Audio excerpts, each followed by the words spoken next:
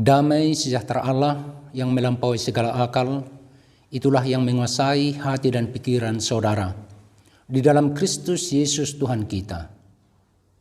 Amin. Jemaat yang dikasihi Kristus, selamat hari Minggu. Kiranya kekuatan, sukacita dan semangat memenuhi kehidupan saudara. Firman Tuhan pada minggu yang ke-21 setelah Trinitatis pada hari ini tertulis di dalam kitab 2 Raja-Raja pasal yang ke-23 ayat yang pertama sampai yang ke-14. Sesudah itu raja menyuruh orang mengumpulkan semua tua-tua Yehuda dan Yerusalem. Kemudian pergilah raja ke rumah Tuhan dan bersama-sama dia semua orang Yehuda dan semua penduduk Yerusalem, para imam, para nabi, dan seluruh orang awam, dari yang kecil sampai yang besar. Dengan didengar mereka, ia membacakan segala perkataan dari kitab perjanjian yang ditemukan di rumah Tuhan itu. Sesudah itu berdirilah raja dekat tiang dan diadakannya perjanjian di hadapan Tuhan untuk hidup dengan mengikuti Tuhan dan tetap menuruti perintah-perintahnya, peraturan-peraturannya, dan ketetapan-ketetapannya dengan segenap hati dan dengan segenap jiwa, dan untuk menepati perkataan perjanjian yang tertulis dalam kitab itu. Dan seluruh rakyat turut mendukung perjanjian itu. Raja memberi perintah kepada imam besar Hilkia dan kepada para imam tingkat 2 dan kepada para penjaga pintu untuk mengeluarkan dari bait Tuhan segala perkakas yang telah dibuat untuk Baal dan Asyera dan untuk segala tentara langit. Lalu dibakarnyalah semuanya itu di luar kota Yerusalem di padang-padang Kidron. Dan diangkutnyalah abunya ke Betel. Ia memberhentikan para imam dewa asing yang telah diangkat oleh raja-raja Yehuda untuk membakar korban di bukit pengorbanan di kota-kota Yehuda dan di sekitar Yerusalem. Juga orang-orang yang membakar korban untuk Baal, untuk dewa matahari, untuk dewa bulan, untuk rasi-rasi bintang, dan untuk segenap tentara langit. Dibawanyalah tiang-tiang berhala dari rumah Tuhan keluar kota Yerusalem ke sungai Kidron, lalu dibakarnya di situ dan ditumpuknya halus-halus menjadi abu. Kemudian dicampakkannya abunya ke atas kuburan rakyat jelata. Ia merubuhkan petak-petak pelacuran bakti yang ada di rumah Tuhan, tempat orang-orang perempuan bertenun sarung untuk Asyera. Disuruhnyalah datang semua imam dari kota-kota Yehuda. Lalu ia menajiskan bukit-bukit pengorbanan, tempat para imam itu membakar korban dari Geba sampai Berseba. Dirobohkannya pula bukit-bukit pengorbanan di pintu-pintu gerbang yang ada di dekat lubang pintu gerbang Yosua, penguasa kota itu, yang ada pada sebelah kiri kalau orang memasuki pintu gerbang kota itu. Tetapi para imam bukit-bukit pengorbanan itu tidak boleh naik ke mezbah Tuhan di Yerusalem. Hanya mereka boleh memakan roti yang tidak beragi di tengah-tengah saudara-saudara mereka. Ia menajiskan juga Tofet yang ada di lembah Ben Hinnom, supaya jangan orang mempersembahkan anak-anaknya sebagai kurban dalam api untuk dewa Molok. Dibuangnyalah kuda-kuda yang ditaruh oleh raja-raja Yehuda untuk dewa matahari di pintu masuk ke rumah Tuhan dekat bilik Natan Melek, pegawai istana, yang tinggal di gedung samping. Juga kereta-kereta dewa matahari dibakarnya dengan api. Mesbah-mesbah yang ada di atas sotoh, tempat peranginan Ahaz yang dibuat oleh raja-raja Yehuda, dan mesbah-mesbah yang dibuat Manasye di kedua pelataran rumah Tuhan dirobohkan oleh raja dan diremukkan di sana, lalu dicampakkannya abunya ke sungai Kidron. Bukit-bukit pengorbanan yang ada di sebelah timur Yerusalem, di sebelah selatan bukit kebusukan, dan yang didirikan oleh Salomo Raja Israel untuk Asitoret, dewa kejijikan sembahan orang Sidon, dan untuk Kamos, dewa kejijikan sembahan Moab, dan untuk Milkom, dewa kekejian sembahan orang Amon, dinajiskan oleh raja. Ia memecahkan tugu-tugu berhala dan menebang tiang-tiang berhala, lalu ditimbuninya tempat-tempat itu penuh dengan tulang-tulang manusia. Demikian pembacaan firman Tuhan. Saudara yang dikasihi oleh Kristus, salah satu ungkapan terkenal dari Dietrich Bonhoeffer, teolog besar dan tokoh gereja dari Jerman. Dia mengatakan, jika kita naik kereta api yang salah, tidak ada gunanya apakah kita berlari ke arah yang berbeda, ke kanan atau ke kiri, ke depan atau ke belakang. Kita tetap tidak sampai ke tujuan. Berada di rel kereta api yang salah sudah bisa dipastikan akan membawa kita ke tujuan yang salah. Bertahan di dalamnya bukanlah tindakan bijaksana, dan itu benar-benar menyesatkan. Satu-satunya yang bisa kita lakukan adalah keluar dari rel kereta api tersebut dan kembali ke stasiun keberangkatan atau mengambil jalan lain yang akan membawa kita ke tujuan awal. Itulah yang dilakukan oleh bapak atau ibu reformasi baik di gereja, di masyarakat, di perusahaan, atau di pemerintahan. Mereka tidak rela membiarkan umat atau masyarakat banyak dibawa ke arah yang telah menyimpang dari tujuan mulia, yakni kehidupan yang berkeadilan, kebenaran, kedamaian, kesejahteraan, dan kepenuhan hidup bagi semua. Itulah yang dilakukan oleh Bapak Reformasi Gereja Dr. Martin Luther. Dia memulai pembaharuan gereja secara besar-besaran sejak abad yang ke-16. Dia telah melihat bahwa gereja sedang berada dalam jalur yang salah, di rel yang salah. Dia telah menyaksikan banyak penyimpangan dan praktek-praktek yang tidak sesuai dengan pengajaran firman Tuhan. Dia telah menyadari bahwa jika kita tetap bertahan seperti ini, kita sama-sama sedang terjun ke jurang yang dalam. Karena itu dia tidak mau tinggal diam. Dia menunjukkan sikap dan menyatakan apa yang dia pergumulkan selama bertahun-tahun. Dia memulai pergerakan dengan menempelkan 95 dalil reformasi di pintu gereja Wittenberg di Jerman, tepatnya pada tanggal 31 Oktober 1617, 503 tahun yang lalu. Itulah yang menjadi awal mula gerakan reformasi gereja yang dalam waktu cepat menyebar ke berbagai daerah di Jerman, bahkan ke negara-negara lain di Eropa. Salah satu pengajaran dan praktik gereja saat itu yang mendorong Martin Luther melakukan reformasi gereja adalah pengajaran yang menyesatkan dan praktik penghapusan dosa yang dilakukan oleh gereja dengan mengeluarkan surat penghapusan dosa atau surat indulgensia. Artinya, setiap orang yang mau membeli surat indulgensia, surat penghapusan dosa, dosanya akan dinyatakan hapus. Semakin banyak uang yang dibayarkan, maka semakin banyak pula penghapusan dosa yang dia terima.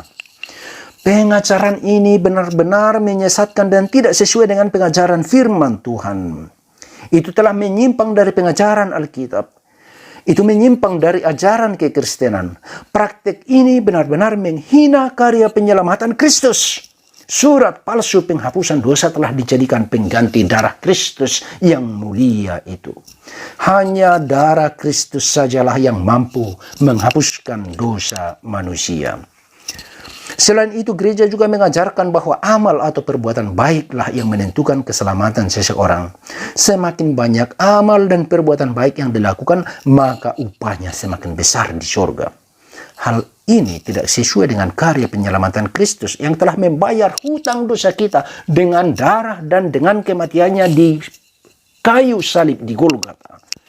Pengorbanan Kristuslah yang menjadi jaminan keselamatan orang-orang percaya. Hanya Kristus yang dapat membela dan menyatakan kita benar dalam penghakiman, bukan amal atau perbuatan baik. Selanjutnya, Paus sebagai pimpinan tertinggi Gereja Katolik Roma pada waktu itu memiliki otoritas yang sangat tinggi. Apa yang dikatakan oleh Paulus dianggap sebagai kebenaran, sekalipun itu bertentangan dengan isi Alkitab. Banyak pernyataan-pernyataan Paus yang sudah menyimpang dari Alkitab, dan itu diterima oleh para petinggi gereja, bahkan hingga ke warga jemaat biasa. Martin Luther menyatakan bahwa semua ini benar-benar menyesatkan. Kita sedang berada di rel kereta api yang salah. Untuk itu kita harus kembali ke Alkitab. Back to the Bible. Jika kita kembali ke Alkitab, maka kita akan temukan kebenaran, dan kebenaran itu akan membebaskan kita dari penjara pemikiran duniawi yang koruptif, sekalipun itu dibungkus oleh teologi gereja atau pelayanan yang nampaknya menarik dan menjanjikan hidup yang kekal. Temuan Martin Luther dari Alkitab yang sangat berharga dinyatakan dalam ungkapan singkat, yakni sola gratia. Sola gratia artinya hanya oleh anugerah. Hanya oleh anugerah kita mendapatkan penghapusan dosa, keselamatan, dan hidup yang kekal. Bukan perbuatan baik atau dosa atau surat indulgensia yang menentukan keselamatan kita. Tetapi sola gratia, anugerah Allah di dalam dan melalui Yesus Kristus. Kemudian yang kedua, ada sola fide, yang artinya hanya oleh iman. Anugerah keselamatan, anugerah penghapusan dosa, anugerah hidup yang kekal kita terima dengan iman kepada Yesus Kristus. Bukan dengan perbuatan baik atau dengan amal. Jadi praktik-praktik yang menyatakan bahwa anugerah itu kita terima dengan membelinya melalui amal, melalui perbuatan baik, atau dengan pernyataan paus, itu tidak bisa diterima. Kemudian yang ketiga, sola scriptura. Alkitablah yang memiliki otoritas tertinggi. Semua pimpinan gereja, semua imam, semua warga jemaat, termasuk paus, harus tunduk pada apa yang dikatakan oleh Alkitab. Teologi yang dikembangkan oleh gereja juga harus tunduk pada firman Tuhan yang tertulis dalam Perjanjian Lama dan Perjanjian Baru. Falsafah dan pemikiran manusia harus tunduk pada Alkitab. Karena itu, jika kita menerima sola gratia, sola fide, dan sola scriptura, maka itulah yang akan menuntun gereja kembali ke jalan yang benar. Membawa gereja ke rel kereta api yang benar. Melalui reformasi, gereja kembali pada jalur yang benar. Untuk bergerak di dunia ini, melakukan misi sesuai dengan panggilannya. Demikianlah yang kita saksikan dalam Natsko Bahari ini dari kitab 2 Raja-Raja. Pasal yang ke-23 tentang pembaharuan yang dilakukan oleh Raja Yosia. Yosia adalah seorang raja Yehuda yang selalu berupaya melakukan hal yang benar di hadapan Tuhan. Dia ingin mengikuti leluhurnya, raja legendaris di Israel, yakni Raja Daud. Sebagai seorang raja muda, dia membiasakan diri dekat kepada Tuhan. Yosia banyak mempelajari apa yang terjadi di tengah-tengah bangsanya, termasuk juga kesalahan dan penyimpangan dalam kehidupan agamawi ketika bangsa itu dipimpin oleh kakeknya. Yosia menyaksikan sejak lama, sejak masa kanak-kanaknya, banyak hal yang tidak benar dalam kehidupan masyarakat dan banyaknya praktik religius yang sudah menyimpang dari pengajaran firman Tuhan. Dia jijik melihat dosa-dosa yang dilakukan oleh bangsa itu. Dia jijik melihat praktek-praktek yang koruptif, termasuk yang dilakukan di bait Allah. Dia menganggap bahwa bangsa itu sedang berada di jalur yang salah yang menuju jurang yang dalam. Karena itu, hal yang pertama yang dilakukan oleh Yosia adalah back to the Bible, kembali pada apa yang tertulis dalam kitab suci. Dia mengumpulkan semua orang Yehuda dan penduduk Yerusalem.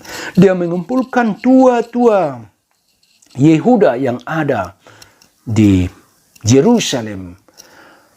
Dia mengumpulkan umat itu, mulai dari yang kecil hingga yang besar. Dan dia mengingatkan mereka tentang hubungan umat itu dengan Tuhan. Hubungan itu adalah hubungan yang sangat istimewa dan tidak main-main. Itu diikat dengan satu perjanjian. Dan Yosia membacakan isi perjanjian itu.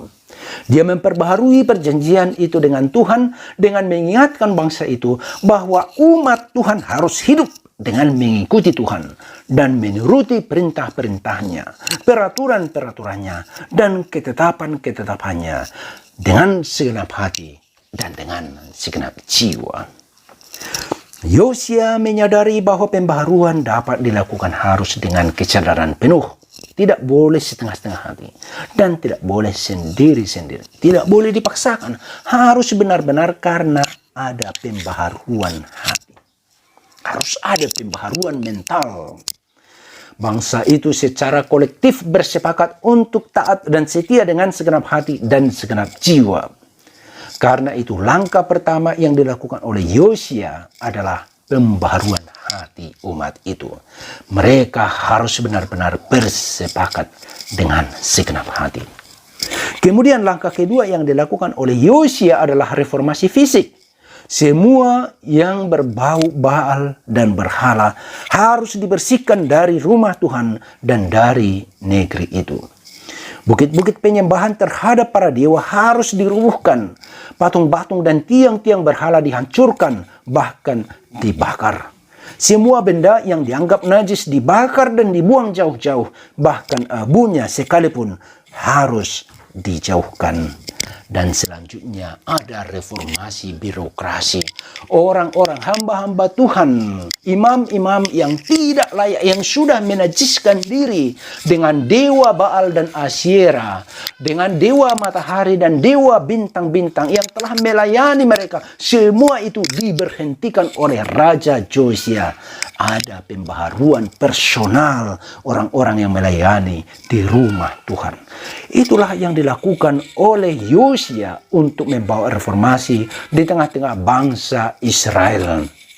Melalui gerakan reformasi ini, Yosia membawa umat Israel untuk berjalan di jalan yang benar, taat dan setia pada perjanjian dengan Tuhan, dan mengupayakan hidup yang kudus sesuai dengan perintah Tuhan. Mereka sadar akan panggilan mereka sebagai umat pilihan yang harus menampilkan kemuliaan Tuhan di tengah-tengah bangsa itu dan menjadi kesaksian bagi bangsa-bangsa di dunia ini. Saudara yang terkasih, firman Tuhan hari ini mengingatkan kita akan pentingnya refleksi diri kita sebagai umat pilihan Tuhan. Apakah kita sudah berjalan di jalan yang benar sesuai dengan tuntunan dan tuntutan firman Tuhan yang tertulis dalam Alkitab? Apakah kita sudah menyimpang ke kanan atau ke kiri seperti yang terjadi dalam gereja sebelum reformasi Martin Luther? Hidup orang percaya termanifestasi dalam sikap, tingkah laku, attitude, orientasi hidup, dan pandangan hidup. Hal ini tidak mungkin terjadi tanpa adanya perubahan mendasar. Perubahan mendasar harus datang dari dalam. Itu adalah pekerjaan Roh Kudus yang memampukan kita mengalami pembaharuan dari dalam.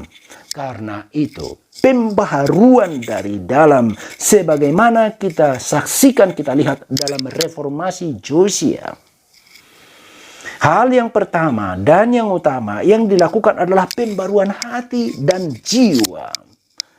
Apakah hati kita masih mengarah dan bergantung kepada Tuhan?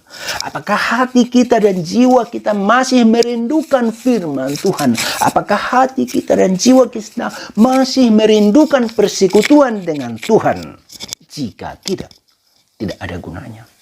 Dan itulah yang dilakukan oleh Martin Luther. Yang dilakukan oleh Martin Luther adalah pembaharuan hati, pembaharuan jiwa. Hati kita harus back to the Bible. Kembali kepada Alkitab. Kembali pada persekutuan dengan Tuhan. Itulah yang pertama dan yang utama.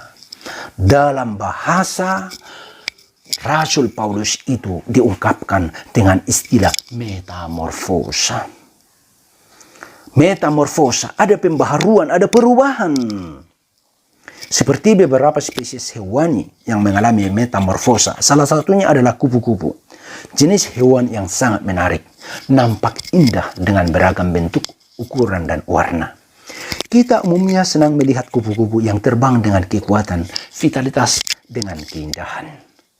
Itulah satu hewan yang mengalami metamorfosis. Dari telur yang berada di atas daunan, telur nampak seperti tidak memiliki kekuatan bahkan kehidupan, kemudian berubah menjadi larva atau ulat. Pada tahapan larva atau ulat sudah ada kelihatan kehidupan, tetapi dengan segala kelemahan dan penampilan yang tidak menarik. Ulat atau larva juga rentan pada kematian, bahkan menjadi mangsa berbagai makhluk yang lebih kuat. Ulat kemudian berubah menjadi pupa atau kepompong. Kepompong memiliki cangkang yang terbuat dari dedaunan atau materi yang ada di sekitarnya. Tentunya dengan paduan unsur-unsur yang keluar dari dalam dirinya sewaktu masih ulat. Dengan proses yang menakjubkan, setelah beberapa hari sudah muncul kupu-kupu yang nampak begitu indah, menarik, dan dengan kekuatan dari dalam dirinya. Dia mampu mengembara, bahkan terbang tinggi dan jauh. Demikian juga umat Israel di masa pemerintahan Yosia yang mengalami perubahan dan pembaharuan dari dalam. Mereka mampu menampilkan diri berbeda dari yang sebelumnya dan berbeda dari yang lainnya. Sebagai orang-orang yang telah mengalami pembaharuan dari dalam, setiap orang yang percaya diharapkan menampilkan sikap hidup, attitude, dan perbuatan nyata yang merupakan buah dari pembaharuan dari dalam. Meninggalkan sifat dan kelakuan lama seperti penyembahan berhala dan menampilkan sifat dan kelakuan baru, yakni ketaatan, kesetiaan, dan kecintaan kepada Tuhan Allah.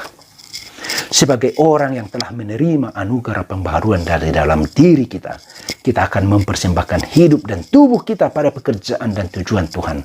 Kita mengucap syukur setiap hari atas karya besar Tuhan dalam hidup kita, dan kita merespon itu dengan ungkapan syukur, dan kita mempersembahkan diri kita dan apa yang kita miliki kepada Tuhan. Dan itulah ibadah kita. Orang beriman menyerahkan seluruh hidup dan keberadaannya untuk mewujudkan visi dan kehendak Tuhan. Tujuan Tuhan adalah bahwa kerajaannya hadir di tengah-tengah dunia ini, di mana setiap orang dan setiap ciptaan mengalami damai sejahtera, kebenaran Tuhan, keadilan Tuhan, dan hidup yang berkepenuhan, fullness of life. Fullness of life for all, kepenuhan hidup bagi semua, mewujud di dunia nyata melalui partisipasi dari orang-orang yang sudah mengalami pembaharuan. Karena itu kita harus secara aktif dan dengan sengaja mewujudkan keadilan, kebenaran, dan kepenuhan hidup di dunia ini sebagai konsekuensi logis dari pembaharuan hati dan jiwa kita, yaitu taat dan setia kepada Tuhan. Karena itu berbahagialah kita, saudaraku. Melalui karya penyelamatan di dalam Yesus Kristus, Tuhan telah membaharui kita.